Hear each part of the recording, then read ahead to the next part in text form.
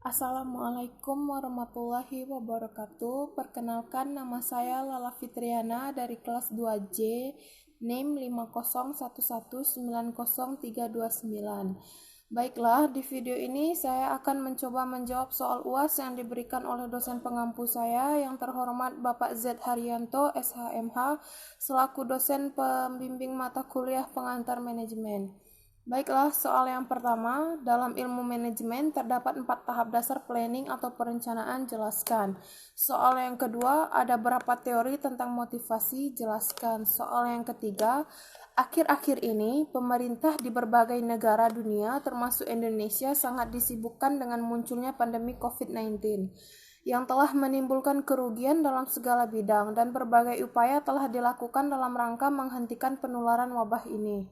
Jika seandainya saudara adalah seorang kepala pemerintah atau pemimpin di suatu daerah, motivasi apa yang bisa saudara berikan dan sampaikan kepada staf di lingkung organisasi kerja maupun kepada seluruh masyarakat dalam menghadapi kondisi seperti sekarang ini? Jelaskan dan ilustrasikan motivasi yang saudara maksud. Baiklah, saya akan menjawab soal yang pertama, 4 tahap dasar dalam planning atau perencanaan.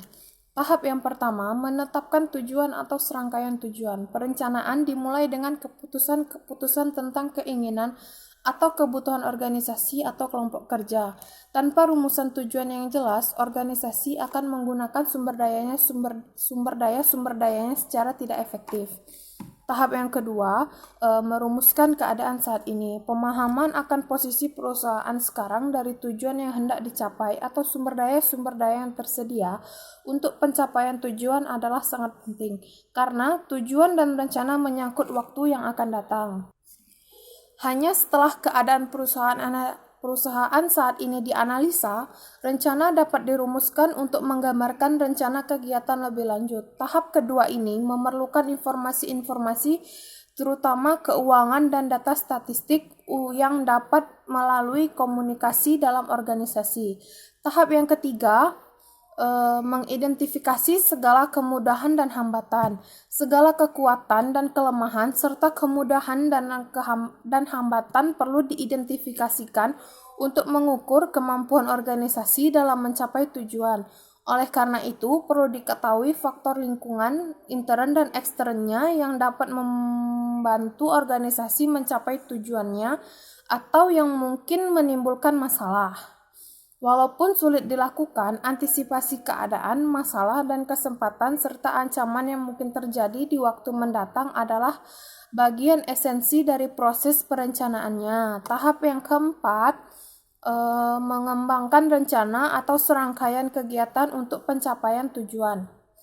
Tahap terakhir dalam proses perencanaan meliputi pengembangan berbagai alternatif kegiatan untuk pencapaian tujuan, penilaian alternatif-alternatif tersebut, dan pemilihan alternatif terbaik atau paling memuaskan di antara berbagai alternatif yang ada. Baiklah, soal yang kedua, teori motivasi. Yang pertama, teori hierarki Maslow. Ini dikemukakan oleh psikolog yang bernama Abraham Maslow pada tahun 1943. Teori ini mengemukakan 5 kebutuhan hidup manusia berdasarkan hierarkinya, yaitu mulai dari kebutuhan yang mendasar hingga kebutuhan yang lebih tinggi. Teori ini kemudian dikenal dengan teori Maslow atau teori hierarki kebutuhan. Hierarki kelima kebutuhan tersebut diantaranya adalah yang pertama, kebutuhan fisiologis atau physiological needs, yang kedua, kebutuhan keamanan atau safety needs, yang ketiga, kebutuhan sosial atau social needs, yang keempat, kebutuhan penghargaan atau esteem needs, yang kelima, kebutuhan aktualisasi dini atau self-actualization. Teori yang kedua, teori Alderfer. Pada tahun 1969, Clayton Alderfer mempublikasikan artikel tentang kebutuhan manusia yang berjudul An Empirical Test of a New Theory of Human Need. Teori ini menggunakan 3 kebutuhan manusia. Yang pertama, kebutuhan eksistensi atau existential needs, yaitu kebutuhan akan pemenuhan faktor fisiologis dan materialistis termasuk kebutuhan akan rasa aman. Yang kedua, kebutuhan hubungan atau relatedness need, yaitu kebutuhan untuk memiliki hubungan dengan orang lain. Yang ketiga, kebutuhan pertumbuhan atau growth needs, yaitu kebutuhan atau keinginan untuk bertumbuh dan mencapai potensi diri secara maksimal. Teori yang ketiga, teori kebutuhan MC Sillen. Teori kebutuhan MC Sillen ini, seorang psikolog Amerika Serikat yang bernama David MC Sillen mengemukakan hubungan antara kebutuhan pencapaian, afiliasi, dan kekuasaan pada akhir tahun 1940-an. Teori kebutuhan MC Sillen ini diantaranya adalah yang pertama kebutuhan akan pencapaian atau need for achievement. Yang kedua, kebutuhan akan afiliasi atau need for affiliation. Yang ketiga, kebutuhan akan kekuasaan atau need for power.